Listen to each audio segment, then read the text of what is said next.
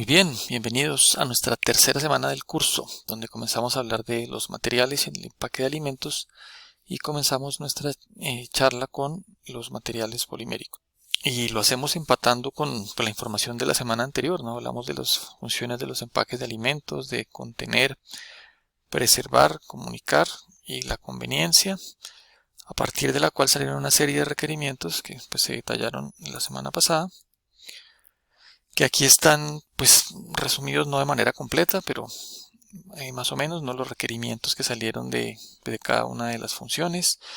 Por ejemplo, en la parte de contener, la rigidez que debe tener el empaque, posibilidad de diferentes tipos de aperturas, diferentes tipos de cierres, diferentes tipos de sellos, resistir temperaturas de proceso, transporte, toda la cadena logística del producto, densidad, etcétera. Y pues lo que vamos a ver, pues ya intuimos, algo se vio, pero lo que vamos a estudiar a fondo es cómo muchos de esos requerimientos tienen que ver con propiedades de materiales. Y de hecho, si miramos acá, estas son pues gráficas acá de las presentaciones de la semana anterior, una serie de propiedades que se mencionaban ahí.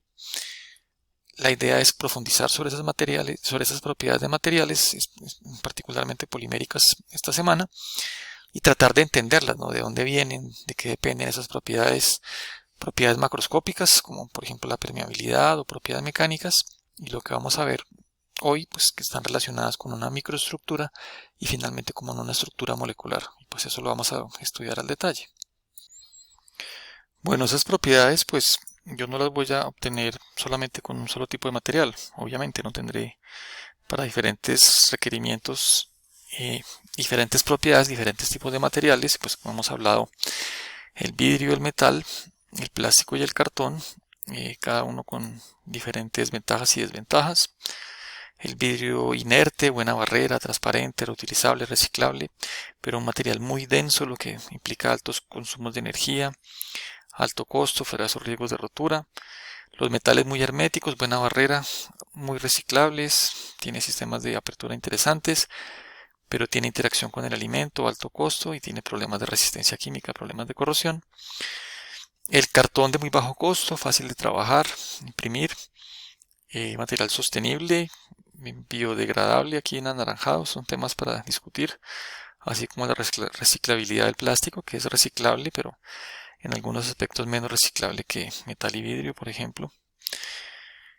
Y pero volviendo al cartón, pues tiene desventajas: vulnerable al ambiente, permeable a líquidos, gases y vapores, inflamable, resistencia mecánica, etc. Y los polímeros, que los que vamos a estudiar primero, pues yo creo que la principal característica es la versatilidad, como vamos a ver. La versatilidad que permite muchísima funcionalidad, muchísimos grados de diferentes polímeros cumpliendo diferentes aplicaciones en empaques de alimentos, bajo costo, bajo consumo de energía, alta resistencia química, posibilidad de ser reciclado. Y algunas desventajas: baja resistencia a las temperaturas, alta permanencia, no se demora en biodegradar y tiene baja densidad, lo que lo hace ver como muy contaminante, y problemas en el mezclado, lo que también puede afectar el reciclaje. Pero en general, materiales muy versátiles. Aquí estamos resumiendo solamente como en general comparando con los demás materiales, y en el resto de esta presentación vamos a mirar pues el detalle de sus características. Bueno, por esas ventajas, pues los materiales plásticos pues ocupan un lugar muy importante, son los más utilizados por encima de los demás materiales, ocupando casi la mitad del mercado. Y donde también veíamos que ese mundo de los empaques, aquí en azul, pues representa una cantidad importante, aproximadamente una tercera parte de la producción anual de plásticos, que como veíamos sigue creciendo en el mundo. Y lo que miraremos con más detalle hoy son las diferentes familias de polímeros y los diferentes tiempos en los que se fueron sucediendo, ¿no? su aparición, y cómo a través de esa aparición es que se ha despegado tremendamente esa curva de producción de materiales poliméricos. En las décadas del 30, del 40, aquí lo miraremos con los polietilenos, primero de baja densidad, después de alta densidad, décadas después, aparición del nylon, del PET. Bueno, eso lo vamos a discutir más adelante en esta presentación.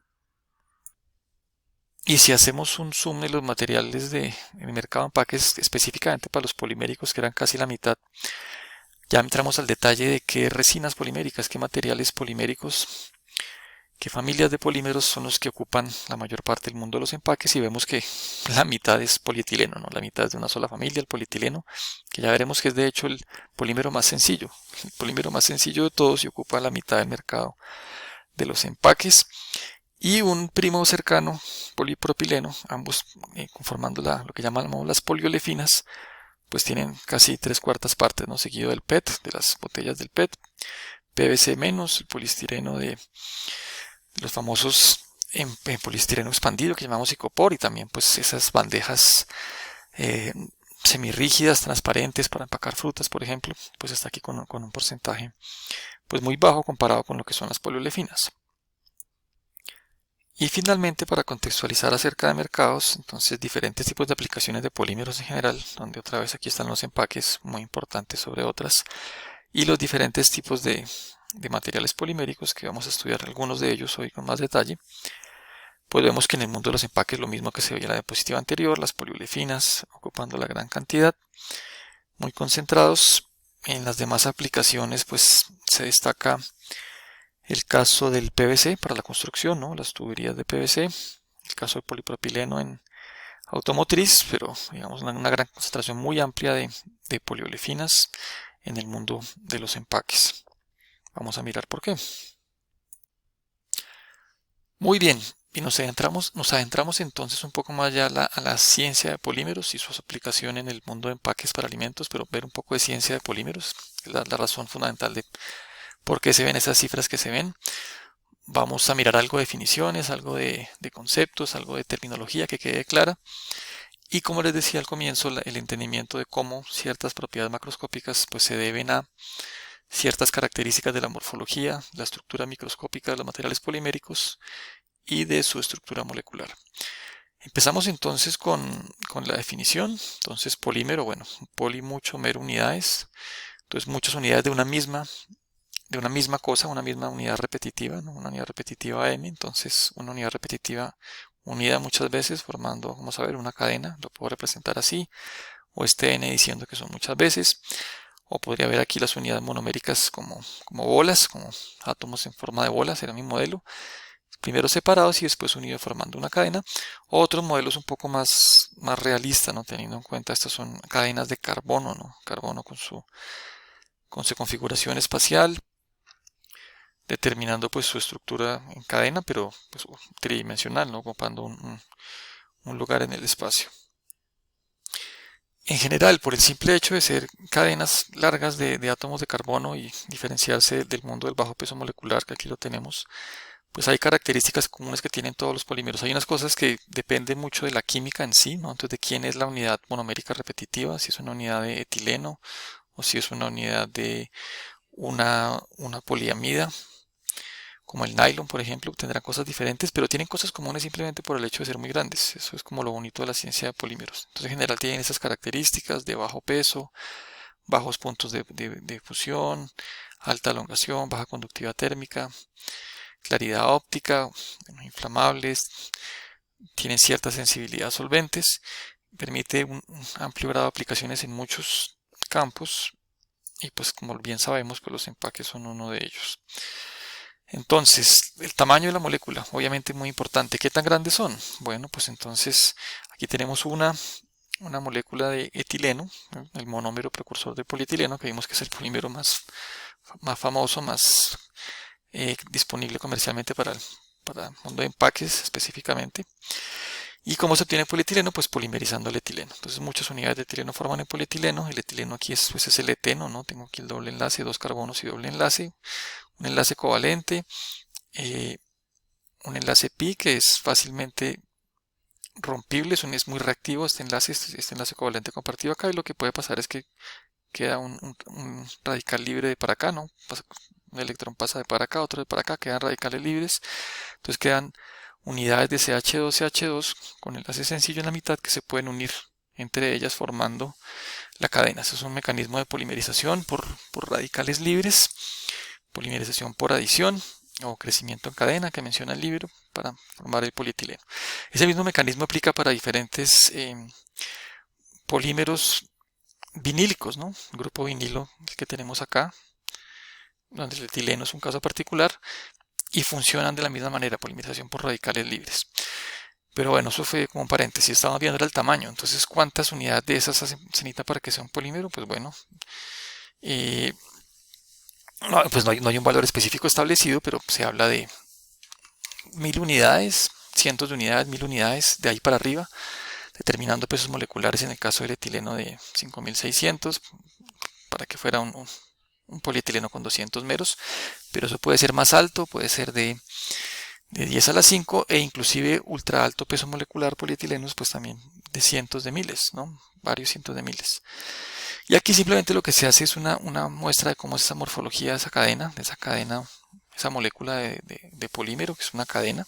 Hablamos de cadenas poliméricas, la molécula son cadenas muy largas, ¿no? Si esto no midiera Armstrongs como mide, sino que midiera 1 centímetro, y si pusiéramos solamente 200 meros, tendríamos una cadena, pero muy delgadita, ¿no? Y súper larga, ¿no? 1 centímetro de diámetro y 4 campos de fútbol de largo, ¿no? 400 metros de largo. Y esto solo para 200 meros, y como decíamos, pueden ser 1000 meros y más. Entonces, tremendamente alargadas, ¿no? Aquí, como decimos, puede haber pesos moleculares hasta de 1 millón para el caso del ultra alto peso molecular.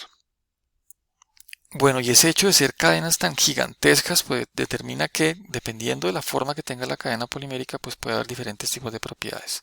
Entonces la cadena podría estar colapsada sobre sí misma, ¿no? Muy colapsada sobre sí misma sería un extremo, pero otro extremo estar muy alargada, ¿no? Muy alargada, y valores intermedios. Y esta analogía, que es del libro del profesor Colby, pues nos muestra esas grandes diferencias, ¿no? Mirado con la característica con la cual se mira la forma de las cadenas poliméricas, que es con su distancia borde a borde de cadena. Y si estuviera completamente colapsado, pues en una distancia borde a borde de cadena muy pequeña, y pasándola al mundo grande otra vez, haciendo como una especie de conversión, pues toda la cadena cabría dentro de un salón de clase. Un poquito más alargada cabría dentro de un campus universitario, un poquito más alargada dentro de una ciudad, y si estuviera completamente estirada o muy estirada, pues podría abarcar desde la Tierra hasta la Luna. Entonces miren la gran diferencia, que es una cosa que tiene esta orientación y este tamaño, esta dimensión de borde a borde de cadena, la Tierra a la Luna, o pues unos cuantos metros, ¿no? Ni siquiera decenas de metros dentro de un campus.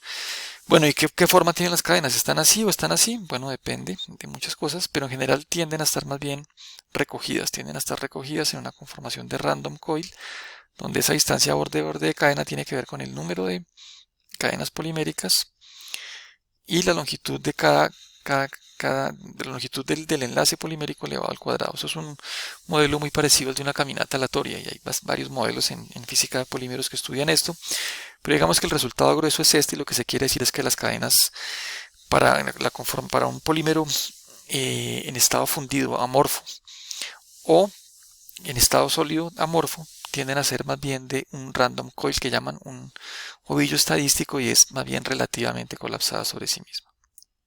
Lo siguiente que vamos a ver son las diferentes estructuras que pueden tener esas cadenas poliméricas, ya no solamente la forma que tiene una cadena, sino las estructuras, ya las vamos a ver. Antes de eso, bueno, diferentes representaciones, aquí todas para el polietileno, ¿no? Aquí estas menos reales, estas un poco más reales, no teniendo en cuenta la distribución espacial, que es importante, ¿no? Aquí átomos de carbono, átomos de hidrógeno. Y la primera característica de la estructura de cadena, de la arquitectura de cadena, es ser ramificado o no ser ramificado. Entonces son las unidades monoméricas. Aquí estaría una unidad monomérica, ¿no? Un CH2, CH2, CH2. Este es un CH2, otro CH2, están unidos ya. Se unieron durante la polimerización, pero se pueden unir de diferentes formas. Se pueden unir formando siempre una cadena lineal, o por diferentes razones durante la polimerización se pueden formar ciertas ramificaciones. Eso va a determinar muchas características macroscópicas importantes. El caso más importante precisamente es del polietileno, que es el que primero estudiamos, donde pues si la cadena lineal se podrá empacar mejor, su densidad será mayor, tendrá mayor cristalinidad, como veremos, y tendrá pues propiedades mecánicas y de barrera mejores que permiten este tipo de empaques. Para alimentos pues se pueden hacer frascos, aunque bueno, estos frascos no tienen tan buena barrera, por ejemplo, como el PET u otros, entonces pueden ser desplazados. Pero si comparamos los dos polietilenos, pues yo con un polietileno de alta densidad sí puedo hacer un frasco de estos. Con un polietileno de baja densidad haré una bolsa, propiedades mecánicas diferentes, propiedades térmicas diferentes, también ya lo veremos. Y dado, se obtiene porque su cadena es ramificada. Al ser ramificada las cadenas es más difícil agruparlas unas sobre otras, me va a dar menor densidad, menor cristalinidad, menores temperaturas de fusión. Es el polietileno de baja densidad. ¿Cómo se tiene uno y otro? Bueno, pues ustedes veían ahí en la línea temporal que veíamos que desde la década de los 30 se pudo hacer este polietileno. Fue el primero que se hizo por accidente, trabajando con gases de etileno, alta presión y temperatura. De repente apareció algo sólido e interesante, fue el polietileno de baja densidad. Si yo no controlo esa polimerización, pues obtengo polietilenos de baja densidad. Y si logro utilizar, si utilizo diferentes tipos de catalizadores estereoespecíficos que controlan la forma en que las unidades monoméricas se van adicionando unas sobre otras, puedo polimerizar a más bajas temperaturas y presiones y lograr estructuras de cadena organizadas, en este caso en forma lineal, como el caso del polietileno de alta densidad.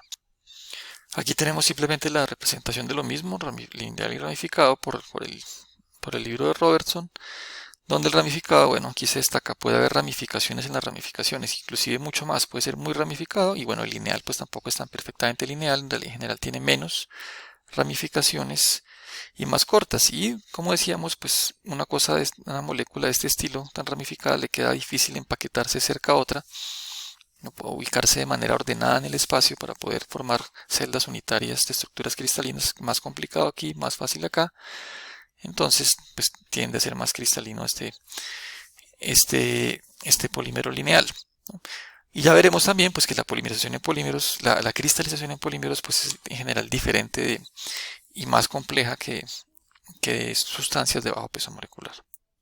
Bueno, otras posibilidades de estructura de cadenas ramificadas, ¿no? Cadenas ramificadas es el caso del caucho vulcanizado, que pues el libro nos menciona que probablemente fue el primer polímero con el que se trabajó hacia 1800, finales mediados del siglo XIX, vulcanizado por Goodyear sin saber qué era lo que estaba pasando, ¿no? Porque la estructura molecular de polímeros solo se vino a entender hacia la segunda y tercera década del siglo XX. Pero pues tengo el caucho, el poliisopreno, caucho natural, tiene ciertas características, pero si lo someto a reacción con el azufre, logro entrecruzar las cadenas y hago que sea un material que mantenga su elasticidad y su rigidez a diferentes condiciones, a diferentes temperaturas, por más tiempo, material más rígido, más estable, al entrecruzarlo y tener una estructura entrecruzada, ¿no? Entonces una red polimérica, diferente de polímeros lineales a red polimérica, pues son polímeros unidos, en este caso por enlaces covalentes mediados por pequeñas cadenas de azufre. ¿Qué característica tienen estos polímeros? Bueno, pues que son termoestables, como el libro lo decía, ¿no? Termoestables o termofijos son materiales que cuando los caliento no los puedo fundir.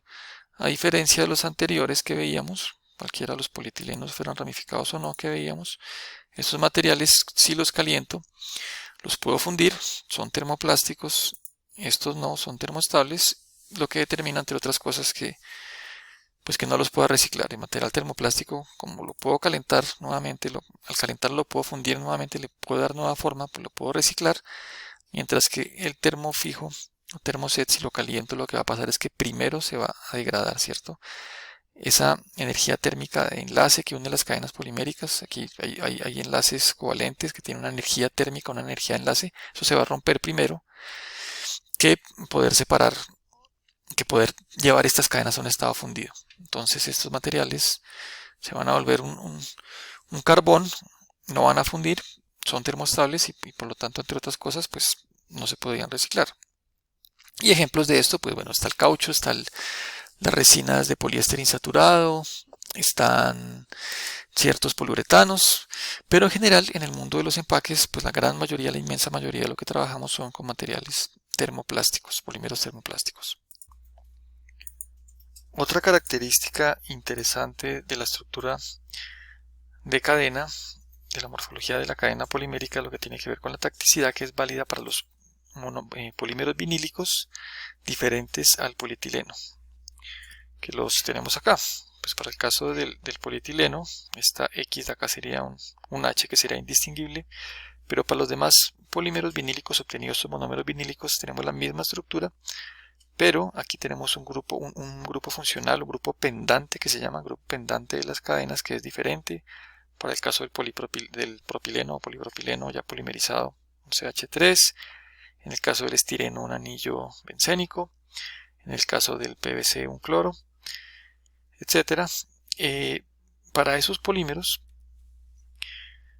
sucede que se presentan diferentes configuraciones de cadena, diferentes conformaciones de cadena. Entonces la configuración es algo que queda definido cuando yo polimerizo, cuando yo sintetizo, cuando cojo una unidad monomérica y se la adiciono a la otra.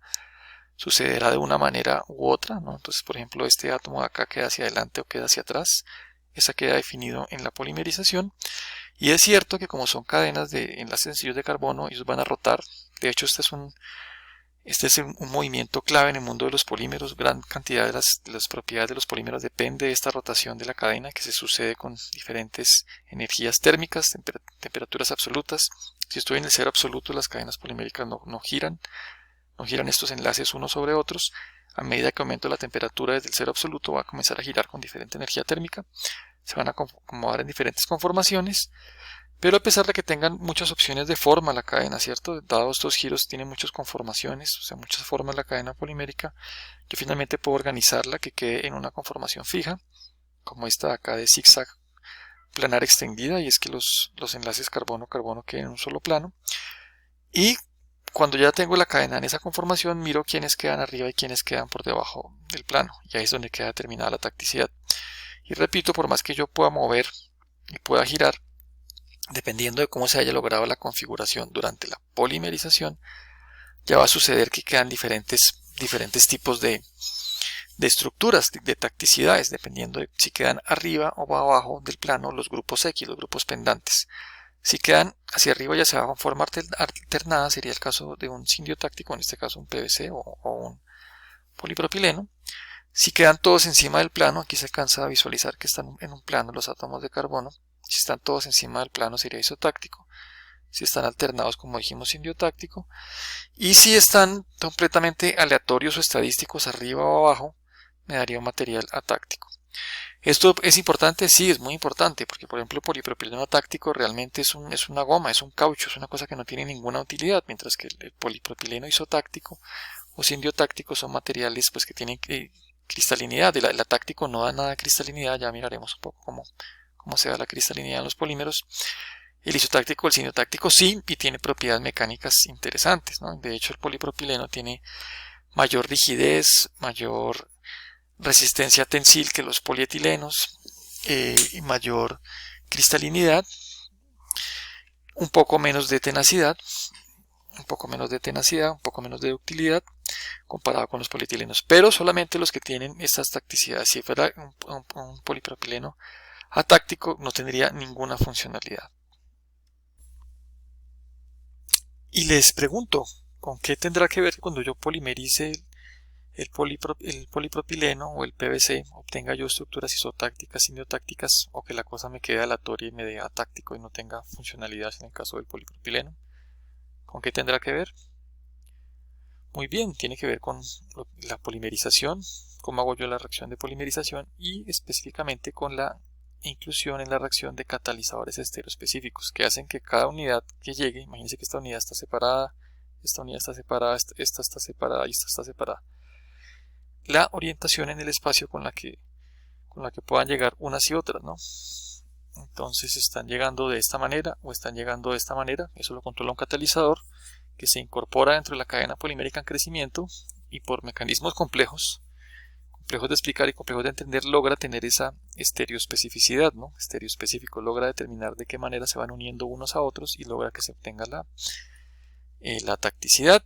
Eso tuvo que ver con desarrollos en el siglo XX, mitad del siglo XX, de catalizadores estereoespecíficos, catalizadores como Ziegler-Natta, catalocenos. La investigación sigue ahí y bueno, pues permite tener propiedades interesantes de polímeros asociados en este caso a la reacción de polimerización.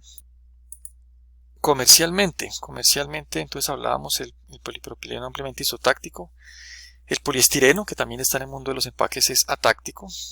Entonces lo que se consigue comercialmente, llamado poliestireno cristal, es atáctico. Esa cosa da amorfa por ser atáctico y eso hace que sea transparente. Ya miraremos el ser cristalino, tener mucha cristalinidad, tener estructuras cristalinas muy grandes, hacen que interactúen con la luz. y esa interacción con la luz hace que sean opacos. Si yo quiero algo transparente, debe ser amorfo, como el caso del poliestireno, las cajas de compact discs de poliestireno, por ejemplo, materiales amorfos, 100% amorfos, porque será tácticos, mientras que el polipropileno decíamos isotáctico, y el PVC también, material importante, también tiene aplicación en el mundo de empaques de alimentos, y un material fundamentalmente atáctico. Otro punto importante de la estructura de las cadenas poliméricas es saber si la cadena polimérica tiene una sola unidad repetitiva, que aquí sería A, si estuviera todo AA o todo BBB, sería el caso de un homopolímero, o si tiene más de una unidad repetitiva, sería un heteropolímero. Si son dos unidades repetitivas diferentes, se llama copolímero, si fueran tres, terpolímero. Y esos copolímeros son interesantes, ya vamos a ver, y tienen también diferentes arquitecturas de cadena. Si no hay ningún orden establecido, sería un random, ¿no? Aleatorio, o más bien estadístico es la mejor palabra. Si logro otra vez, a través de controlar mi polimerización, estar uniendo uno primero, otro después, uno primero, otro después, si controlo una polimerización tendría uno alternado. Y también si logro controlar, esto tampoco es tan sencillo, que primero polimerizo uno, pero sigue activa la cadena, sigue viva y puedo seguir polimerizando por algún mecanismo, agrego B, un bloque de B, del monómero B, y después un bloque del siguiente. Tendría yo pues un copolímero en bloque. O también puedo tener copolímeros injertos. ¿Por qué son importantes los copolímeros? Bueno, pues tienen muchas aplicaciones. Por un lado, pues fíjense, cuando logra eso uno tiene cadenas poliméricas, tiene moléculas de una unidad monomérica, de otra unidad monomérica, y si son muy diferentes entre sí, por ejemplo, unidades hidrofílicas e hidrofóbicas, pues tendré segmentos de cadena hidrofílicos e hidrofóbicos que se van a autoensamblar, ¿no? Porque lo semejante disuelve lo semejante se une con lo semejante, entonces las partes rojas de las cadenas tienden a unirse, los verdes de las cadenas tienden a unirse, se forman diferentes bloques, diferentes estructuras que hacen autoensamblaje con multitud de aplicaciones, con diagramas termodinámicos interesantes. Y para el mundo de mezclas poliméricas, por ejemplo, que los polímeros tienden a no quererse, entonces pueden funcionar como compatibilizantes estos copolímeros, entre otras cosas. Y para el mundo de los empaques que estudiamos acá, pues también hay formas de hacer copolímeros interesantes. Dijimos que estos son todos vinílicos que reaccionan por el mismo mecanismo de polimeriza, por el mismo mecanismo de adición o crecimiento por etapas, por radicales libres. Entonces yo pongo monómeros de uno y monómeros de otro, por ejemplo propileno y etileno, pues puedo obtener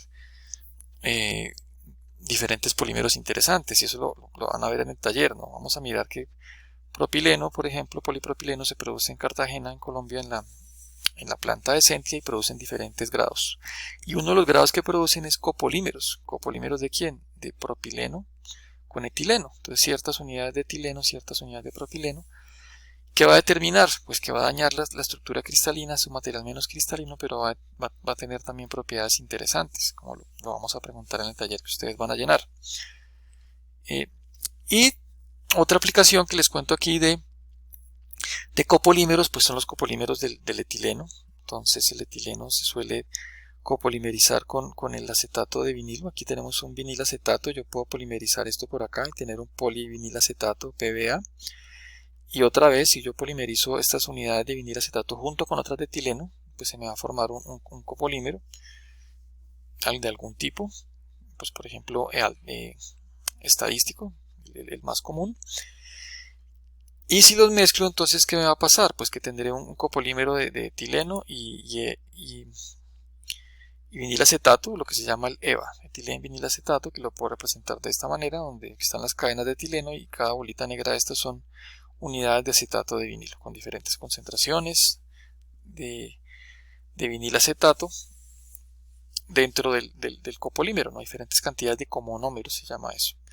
¿Eso qué aplicación tiene en empaques? Bueno, pues en general el polietileno funciona como la capa de sellante, es un polímero que logra fundirse completamente. Entonces si yo quiero producir un sello de dos capas poliméricas, un sello en caliente, pues lo que puedo hacer es llevar las dos láminas por encima de la temperatura de fusión, que ya miraremos que la temperatura de fusión para el caso de los polímeros, y lograr que se funda y pase en cadenas de un lado para el otro, una interdifusión de cadenas, y cuando enfríe y baje por debajo del punto de fusión, vuelven a quedar sólidas esas cadenas, quedar sin movilidad, pues se forma el sello, ¿cierto? Eso funciona para el caso del polietileno y funciona bien como sellante, temperaturas de fusión relativamente bajas, ya hablaremos de eso.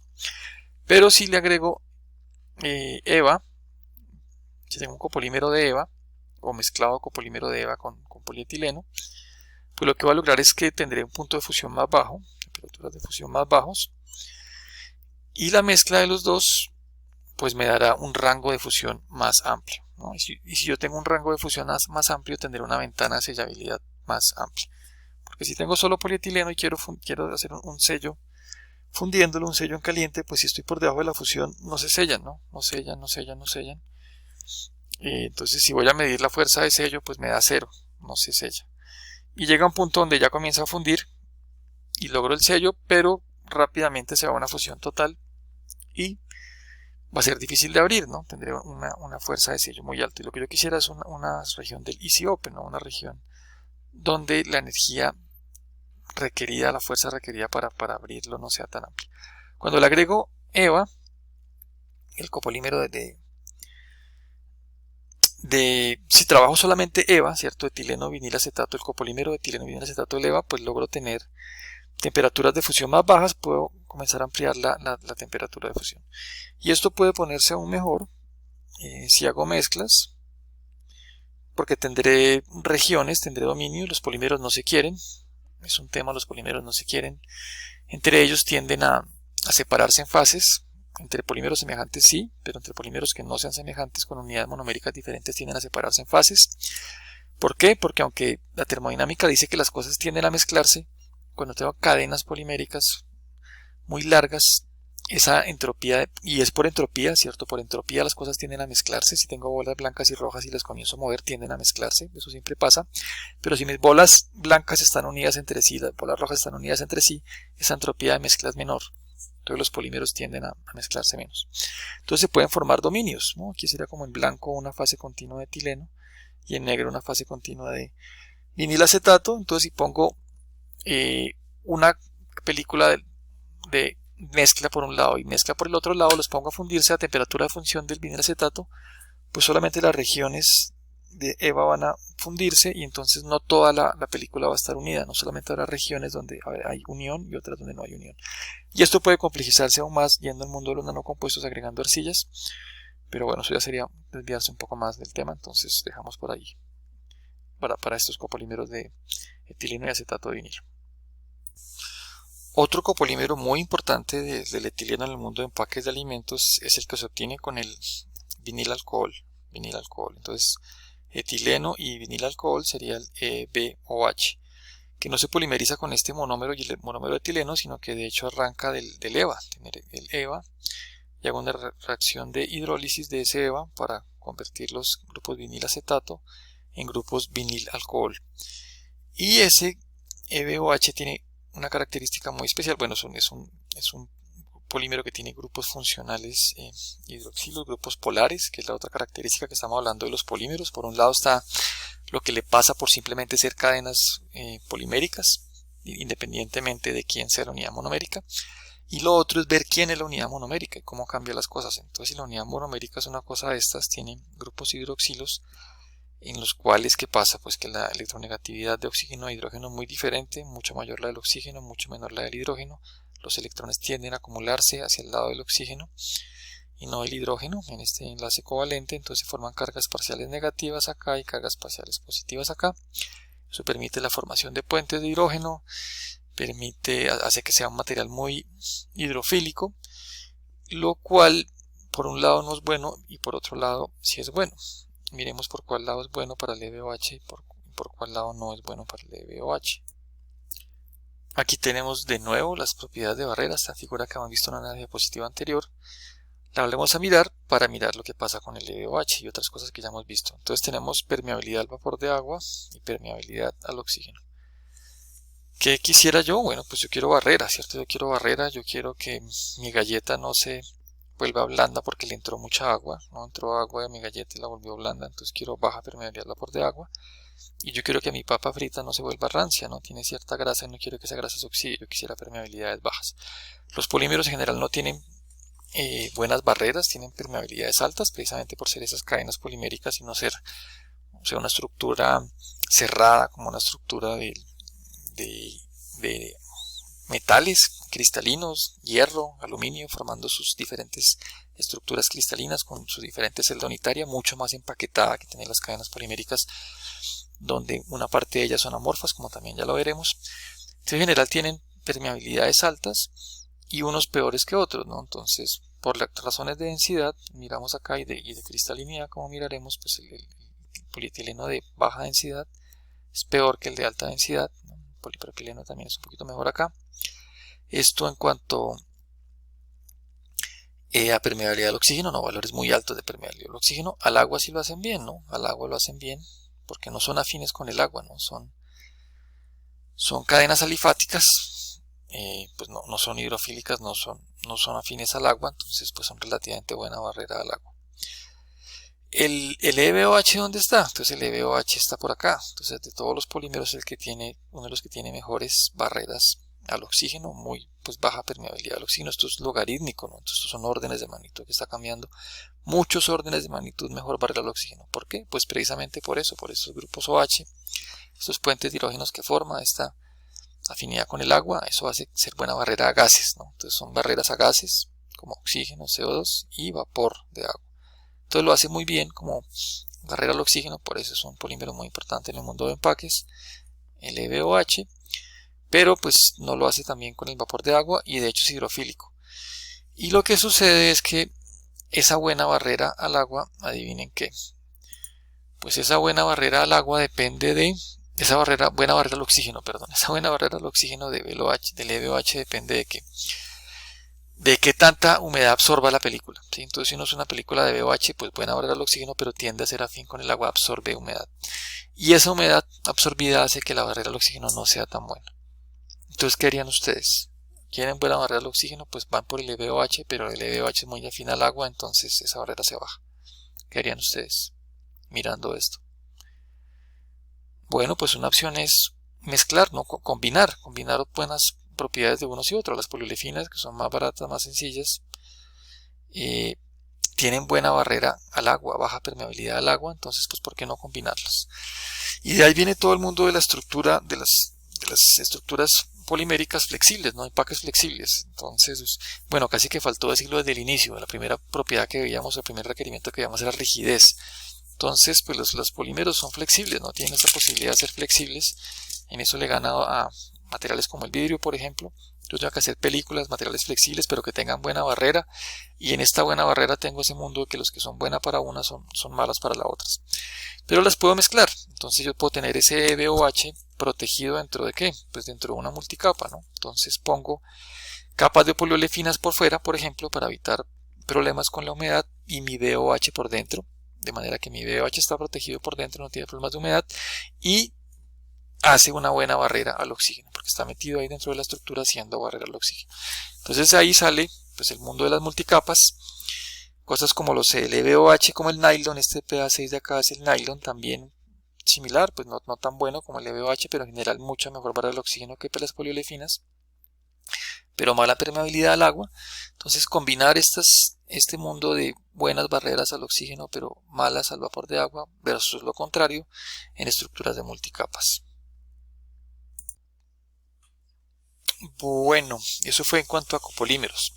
Otro tema importante de la estructura de cadena, de las cadenas poliméricas que afecta, pues obviamente el peso molecular, ¿no? Desde el punto más básico de que, bueno, pues que si las cadenas, por ejemplo, en el caso del polietileno, cadenas de carbono e hidrógeno, pues si tengo solamente 5, si tengo solo 1, 2, 3, 4 carbonos, pues es un gas. Si estoy de 5 a 10, 11 carbonos, pues soy un líquido. De baja viscosidad, después de viscosidad más alta, después de una parafina. Y solamente pues para valores más altos puedo hablar ya de películas, y después para aplicaciones más interesantes de alto peso molecular, como aplicaciones biomédicas de polietileno, ¿no? como los reemplazos de cadera de polietileno de alto peso molecular. Entonces el peso molecular pues obviamente está metido ahí como una característica importante. En general, entre más alto sea el peso molecular, pues mejores son las propiedades mecánicas, que son importantes, pero también por otro lado está la procesabilidad y la viscosidad del fundido. Eso tiene un crecimiento punto aquí de inflexión, va creciendo de cierta manera, pues un cambio dramático. Esto no es lineal, sino está elevado cierto exponente, esa relación entre peso molecular y viscosidad del fluido. Entonces eso es importante tenerlo en cuenta. Y bueno, el peso molecular, pues en realidad las cadenas son de diferentes tamaños, ¿no? Yo polimerizo unidades monoméricas y nunca voy a obtener siempre la misma longitud en cada una de las cadenas, ¿no? Yo tendré número de Avogadro de cadenas y no todas tienen igual dimensión. Entonces, más que hablar de un peso molecular único, como uno diría el agua es peso molecular 18 gramos por mol, pues el polietileno no será peso molecular 150.000 gramos por mol, sino será... ¿Por qué? Porque cada cadena, hay muchas cadenas, ¿no? Un número de Avogadro de cadenas, no todas son iguales de grandes, entonces tendréis un promedio, ¿no? Poder hablar de promedios de peso moleculares. Y pues hay muchas formas de hacer promedios. El promedio más sencillo es por el número de cadenas que hay, y con ese promedio yo puedo sacar el peso molecular promedio en número, que como el libro les mencionaba tiene que ver mucho con propiedades termodinámicas, y es el promedio que uno siempre ha calculado, pero y no le da tanta importancia a las cadenas pesadas. Pero hay otra forma de promediar. Yo puedo promediar no por el número de cadenas que hay, cuántas cadenas hay de cada una de los tamaños, sino cuál es el peso de cada una de esas poblaciones. Si lo hago ahí, tengo un peso molecular promedio en peso. Y como menciona el libro, pues ese peso molecular promedio en peso tiene que ver más con otras propiedades, como precisamente la viscosidad, ¿no? Y le da más importancia a las cadenas más pesadas. Cualquier propiedad que tenga que ver con cadenas más pesadas, que le den más importancia a las cadenas más pesadas, pues podrá sacar otra forma de peso molecular promedio en peso. Van a ser solamente iguales cuando las tenga una monodispersidad. Es un caso teórico, ¿no? En la práctica no se da que todas las cadenas tengan igual longitud. Si se diera que tienen igual longitud, igual grado de polimerización, el grado de polimerización es el número de unidades monoméricas, como el libro también lo recuerda. Si yo multiplico el grado de polimerización, o sea el número de unidades monoméricas, por el peso molecular del monómero, pues me da el peso molecular del polímero para cada cadena. Y aquí pues los puedo promediar, ¿no? Y decía que solamente son iguales estos dos cuando la distribución es monodispersa, que todas fueran iguales. Del resto siempre va a ser más grande este. Y lo que se suele mirar muchas veces es la relación entre los dos. El del peso sobre el de número, donde pues va a dar mayor que 1, y eso me da una indicación de la polidispersidad, que tan polidispersa es una muestra. Entre más grande, más polidispersa. Y bueno, pues grados comerciales por ahí, polidispersidad de 2 a 8.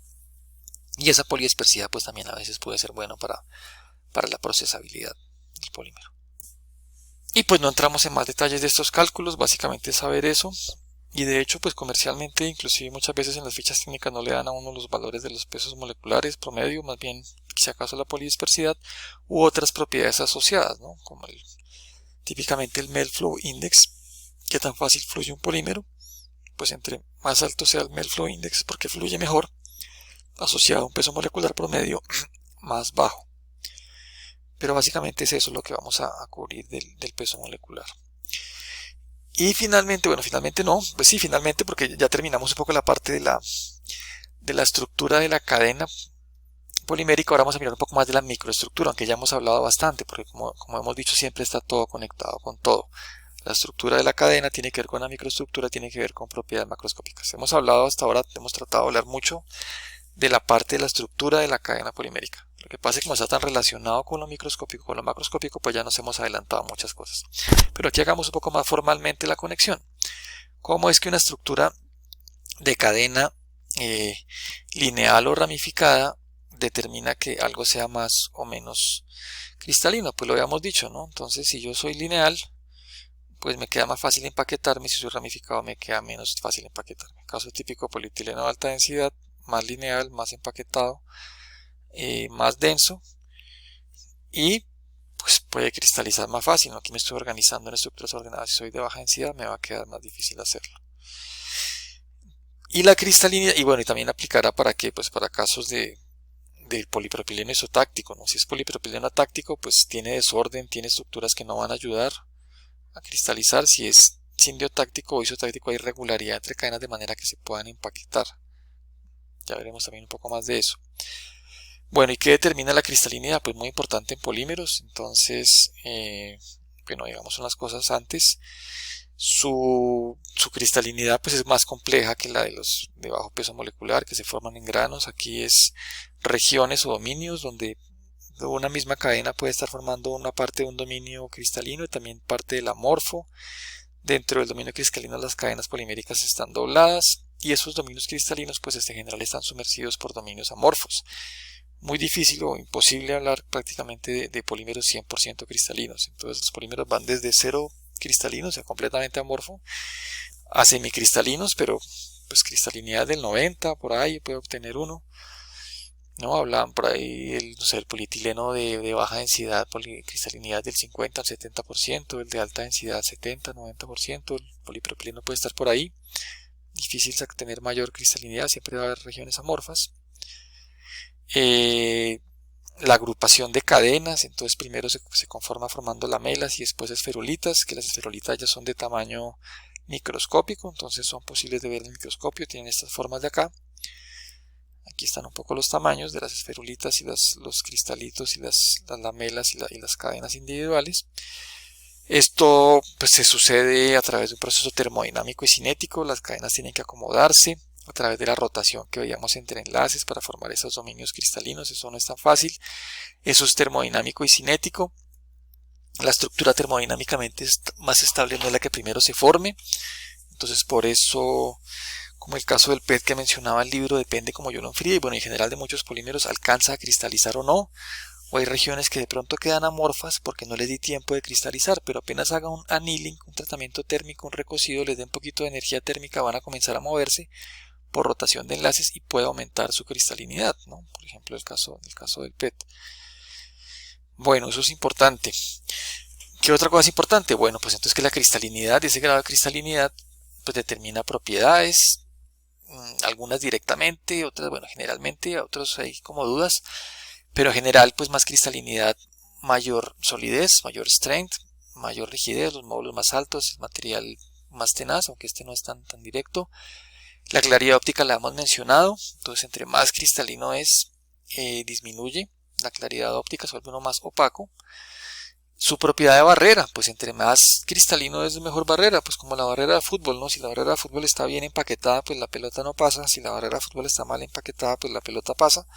Pues por eso los polímeros en general no son buena barrera, pero pues si logro ser bien cristalino, pues tengo una barrera medianamente decente. En cuanto a la configuración de las cadenas, ¿no? Que estén bien formando cristalinidad, ya hemos visto que también tiene que ver con interacciones intermoleculares, como en el caso del EVOH. Y la solubilidad, pues también pues que los solventes puedan pasar por esa estructura cristalina.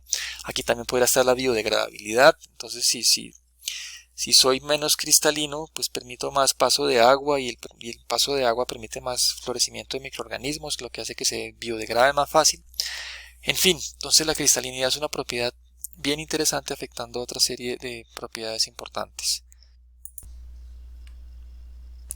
Bueno, entonces hemos dicho que la cristalinidad es importante y ya hemos hablado que tiene que ver con el proceso, ¿no? Por ejemplo, si enfrío más rápido o más lento, si enfrío más lento hay oportunidad que las cadenas se acomoden y quede con mayor cristalinidad, por un lado, pero por otro lado también tiene que ver con cuestiones mecánicas del procesamiento. Aquí tenemos un ejemplo que es de fibras, que pues no es exactamente el caso nuestro, estamos en empaques, pero suceden cosas similares. Y es la siguiente, y es que yo puedo orientar las cadenas. Esto es muy importante en empaques de alimentos, la orientación de películas poliméricas, parecido a la orientación de fibras en este caso. Entonces, pues, ¿qué sucede? Que yo tengo estructuras semicristalinas, pues alta cristalinidad como se ve acá, y en la medida en que yo hago un esfuerzo mecánico, y sobre todo a temperaturas por encima de la temperatura de ablandamiento, que ya también hablaremos un poco de eso, las temperaturas de transición, pues yo puedo estar orientando las cadenas poliméricas. Aquí para hacer fibras es eso, entonces una dirección, aquí en esta dirección axial se hace el esfuerzo y lo que va pasando es que se van orientando las cadenas. Bueno, aquí se van separando las regiones cristalinas, las regiones amorfas y se van orientando, y en el caso de la fibra logra tener valores muy altos, ¿no? De resistencia y propiedades mecánicas, de módulos y resistencias en la dirección axial, la dirección de la máquina, porque finalmente los que soportan la fuerza van a ser aquí los enlaces covalentes. En el caso de las películas poliméricas producidas por extrusión, pues todas las poliolefinas producidas típicamente por extrusión, para estos empaques de alimentos, la máquina pues va alando la película pues, en la dirección de la máquina, ¿no? Entonces va produciendo una orientación se van moviendo las cadenas poliméricas hacia esa dirección.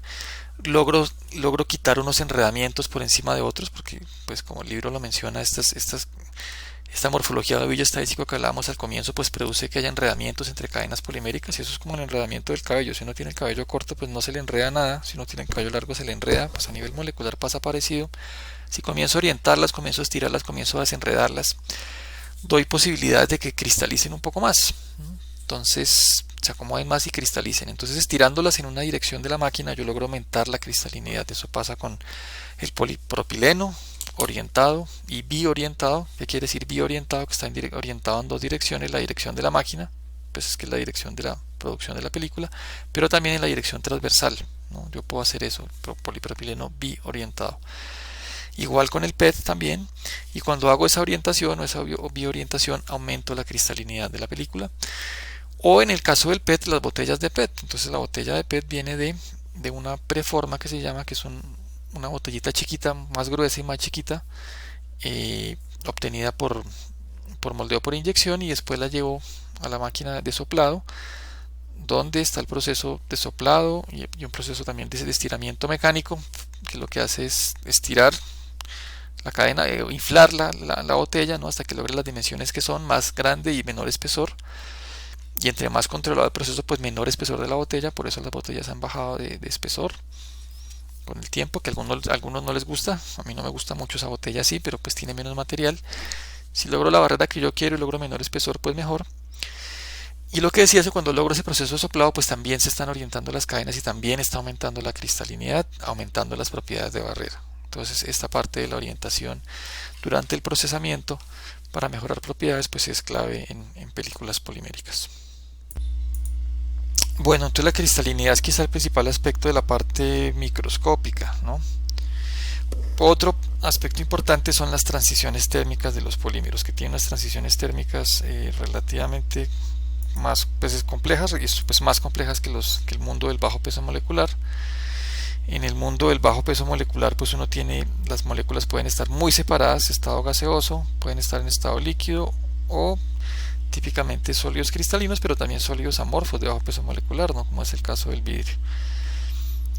Y las respectivas transiciones termodinámicas de evaporación, condensación, cristalización, fusión, etcétera, del mundo del bajo peso molecular.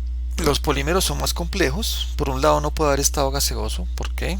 Porque para pasar al estado gaseoso lo que uno requiere es tomar las moléculas del estado líquido, que están por acá, en el caso del bajo peso molecular, con una energía de cohesión que las tiene atadas por interacciones intermoleculares, meterles energía para separarlas, no separar esas moléculas, romper esa energía de cohesión. Más alta la temperatura de evaporación del glicerol que la del agua, ¿por qué? Mayor número de interacciones intermoleculares. O más alta la del agua que la de la acetona, ¿por qué? Por lo mismo, mayor número de interacciones intermoleculares, mayor energía de cohesión. Entre más energía de cohesión, mayor la temperatura de evaporación. Y si uno ya es una cadena polimérica, pues tiene demasiadas interacciones intermoleculares, nunca voy a poder vencer esto para tener una molécula sola. Antes de que pase eso, yo rompería la cadena polimérica. Entonces mis polímeros van a ser sólidos o líquidos, no tendré gases. Y el paso al sólido líquido pues es un poco diferente, pues bueno, el líquido cristalino pues un cristal más complejo, lo que ya hablamos, y no logro 100% de cristalinidad, sino que tendré también al menos parte de regiones amorfas. Puedo ser 100% amorfo o puedo ser semicristalino. Si soy 100% amorfo, un poliestireno, un policarbonato, un acrílico, una lámina acrílica, seré 100% amorfo, por eso seré transparente y tendré solamente una temperatura de transición vítrea, no tendré temperatura de fusión. Y si soy semicristalino, pues tendré temperatura de transición vítrea y tendré temperatura de fusión. Además está la temperatura de ablandamiento, ¿no? Que puede estar un poquito por debajo de esta, ¿no? Ya el material tiene cierta movilidad importante a nivel macroscópico. Y esas temperaturas de fusión y de transición vítrea pues son claves en el mundo de los polímeros. Pues primero que todo ver que en general no son altas. Si comparamos con procesamiento por ejemplo de metales, pues yo tengo que fundir mis polímeros, transformarlos por un proceso de transformación para generar mis empaques, que los veremos la próxima semana. La próxima semana son procesos de transformación, más detalles de propiedades mecánicas y de barrera.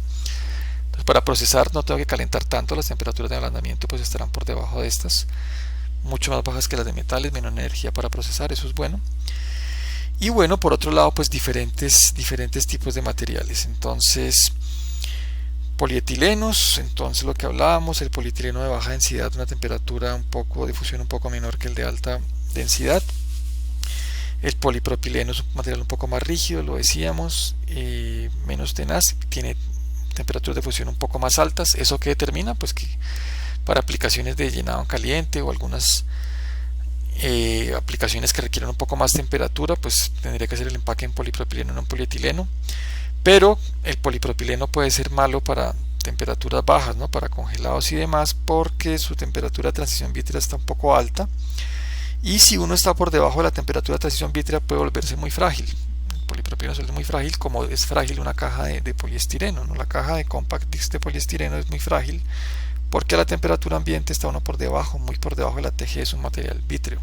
Es un vidrio, entonces pues es frágil. Entonces para bajas temperaturas de pronto el polipropileno puede tener algunas complicaciones. Y bueno, en fin, aquí uno puede analizar muchas cosas de esta tabla y también esperamos que en el taller los pongamos a hacer mucho de eso. Muy bien, y finalmente, para terminar, porque ya se ha alargado mucho este video, hablar un poco entonces de lo que dijimos, propiedades macroscópicas que se deben a cierta organización microscópica, que se deben a la estructura molecular, y que eso puede inclusive no depender de la familia, de la unidad monomérica, no importa la química, no importa qué unidad monomérica es, por un lado. Por otro lado, las diferentes químicas, diferentes estructuras de unidades monoméricas, y ya hemos hablado de algunas de ellas, ¿no? Entonces, por ejemplo el PET, por ejemplo el nylon, entonces quiero terminar mirándolas, ¿no? Entonces, pues polímeros ya un poco más diferentes, que de hecho se polimerizan por otro mecanismo diferente, que también el libro lo menciona, que es el mecanismo de polimerización por condensación, llaman algunos, o por crecimiento de etapa, así que ya tiene que ver con grupos funcionales, ¿no? Entonces monómeros con grupos funcionales, en este caso diol, y un diácido o un derivado de ácido, ¿no? Aquí el dimetiltereftalato. Entonces alcohol y ácido hacen un éster, y si no tiene dos grupos funcionales, ácidos o derivados de ácido y alcoholes, pues puede formar ésteres, pero además crecer una cadena polimérica haciendo un poliéster. ¿Listos? Que sería pues el polietilente-tereftalato que está acá. Entonces un poliéster, así como poliéster es lo que uno se pone en la camisa de poliéster, puede ser para fibras, puede ser para botellas o puede ser para películas. Ese es nuestro famoso polietilente-tereftalato, y diferentes grados y diferentes propiedades, y también asociado a si se orienta o no se orienta la cristalinidad, ¿no? Entonces, y diferentes aplicaciones para empaques de alimentos dependiendo de ellas, ¿no? Entonces las botellas requieren cierta orientación, requiere cierta cristalinidad, pero es un balance, ¿no? Porque si lo hago demasiado cristalino, tendré una mejor propiedad mecánica, pero dejará de ser transparente, se volverá opaco, y pues una botella de agua opaca no sería lo ideal. Pero si requiere algo de cristalinidad, entonces lo puedo orientar, pero en todo caso cristalinidades bajas, ¿no? Mayores cristalinidades, pues ya otras aplicaciones de bandejas, ¿no? Más cristalino, y si lo oriento tendrá aún más cristalinidad y mayor también resistencia térmica asociada a esa mayor cristalinidad, entonces puedo tener contenedores de llenado en caliente. Eso en cuanto al PET. En cuanto al nylon, también pues no son tan commodities, pero hacen parte de las estructuras multicapas, son bastante comunes mezclarlos en multicapas con poliolefinas. Así como el PET es un poliéster, el nylon es una poliamida. Entonces, igual nylon, poliamida para textiles, por ejemplo, o para prendas militares, una gran resistencia a las fibras de nylon, o puedo hacer películas de nylon.